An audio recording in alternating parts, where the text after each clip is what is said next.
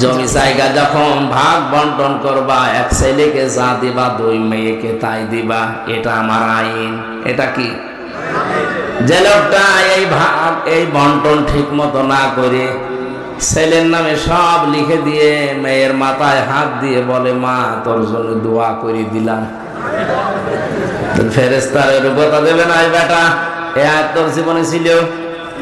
তাই কথা বলছে না কেন? এরকম পড়তে পড়তে যত যাবে, ওর জীবনে তো একটাও মেলে না। ওর পরিবার কোরআন দিয়ে চলে নাই। আকরনা ফি বুয়ুতিকুন্না ওয়ালা তাবাররাজনা তাবাররাজাল জাহিলিয়াতিল উলা। হে পৃথিবীর মেয়েরা, মুসলিম বলে যদি দাবি করো, ঘরের পরিবেশে থাকবা, বাইরে যদি যেতে হয় জাহিলি যুগের মেয়েদের মতো রূপ সৌন্দর্য প্রদর্শন করে বের হবা না। এটা আমার আইন। এটা কি? প্রথম শব্দ কি? আকরনা ফি বুয়ুতিকুন্না, তোমরা থাকবা ঘরের পরিবেশে, ঘরের ভেতরে থাকবা এ কথা না।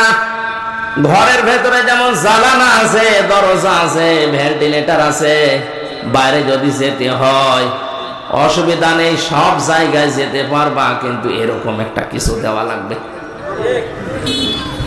জাহিলি যুগের মেয়েরা যেভাবে বের হতো, ওইভাবে যদি বের হও, পেছনের যে আমল আখলাক গুলো